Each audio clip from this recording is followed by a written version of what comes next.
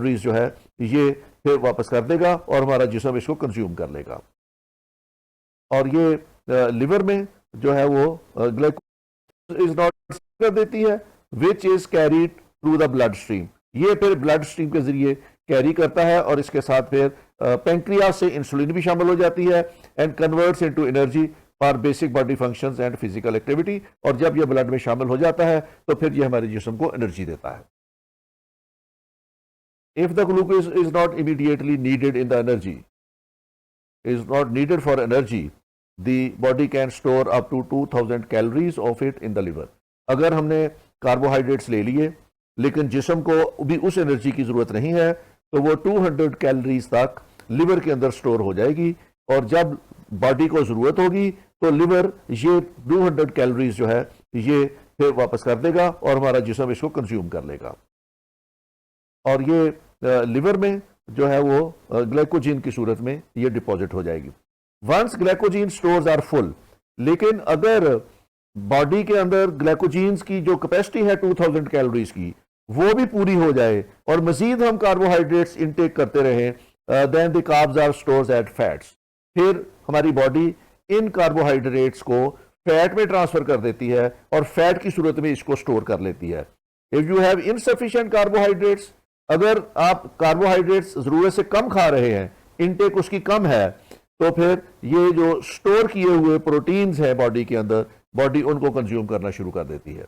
Using protein instead of carbohydrates for fuel also put stress on the kidney.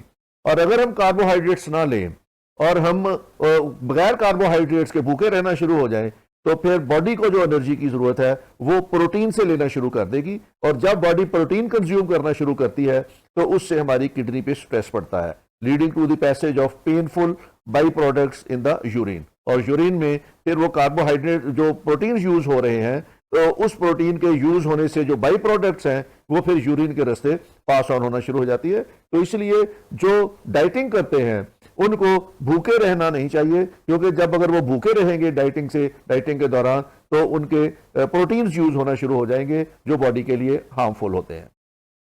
Carbs can be divided into good carbs and bad carbs.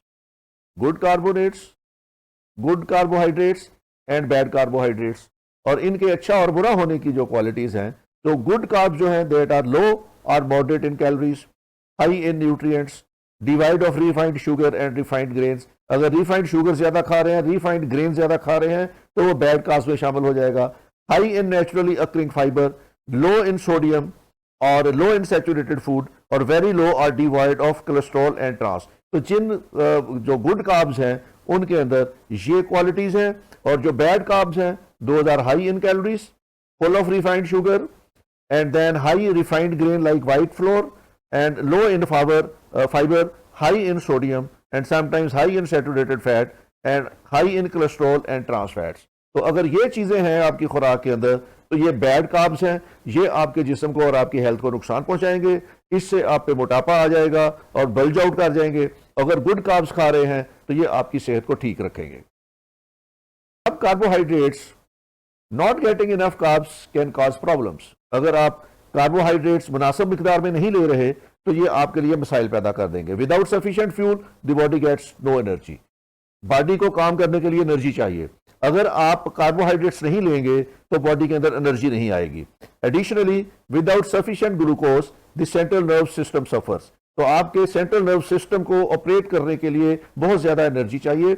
अगर आपके अंदर ये energy नहीं है, ये आप इतना ग्लूकोज नहीं ले रहे, तो फिर आपका सेंट्रल नर्व सिस्टम जो है वो सफर करेगा, विच मे काज डिजीनेस, मेंटल और फिजिकल वीकनेस। तो डिजीनेस होगी, मेंटल और फिजिकल वीकनेस होगी, मेंटली किसी चीज पे कंसंट्रेट नहीं कर सकेंगे, तो इस तरह आपके जिस्म को इस पे एडवर्स इफेक्ट होते हैं। अ डेफिशिएंसी ऑफ ग्लूकोज और low blood sugar is called hypoglycaemia. तो अगर हाइपोग्लाइसीमिया हो जाए, शुगर लेवल लो हो जाए, तो उसके भी आपकी बॉडी पे बड़े नेगेटिव असरात होते हैं। तो ना हाइपोग्लाइसीमिया होना चाहिए, शुगर लेवल लो होना चाहिए, ना कार्बोहाइड्रेट्स की इनटेक इतनी ज्यादा होनी चाहिए कि आपका ब्लड शुगर हाई हो जाए। ये आपको पता चलेगा कि कार्बोहाइड्रेट्स कहाँ कहाँ पाए जाते हैं। ये इसमें ये ग्रेन्स हैं और ये फाइबर फ्रूट है उसमें पाए जाते हैं, तो ये एवोकाडो है, तो इसी तरह ये ग्रेन्स में पाए जाते हैं।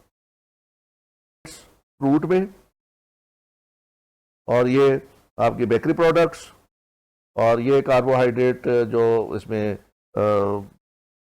पास्ताज और स्पैगेटीज उनमें पाए जाते हैं, राइस, और ये आपके सीरियल्स हैं उनमें पाए जाते हैं, राइस है, ये फ्लोर है उसमें पाए जाते हैं। तो कार्बोहाइड्रेट्स की ये स्वीट पोटैटोज हैं तो इसमें पाए जाते हैं। Lipids lipids are molecules that contain hydrocarbons and make up the building block of the structure and function of living cells। तो लिपिड्स जो हैं ये भी मॉलिक्यूल्स हैं और इसमें भी हाइड्रोकार्बन मौजूद है और ये भी लिविंग सब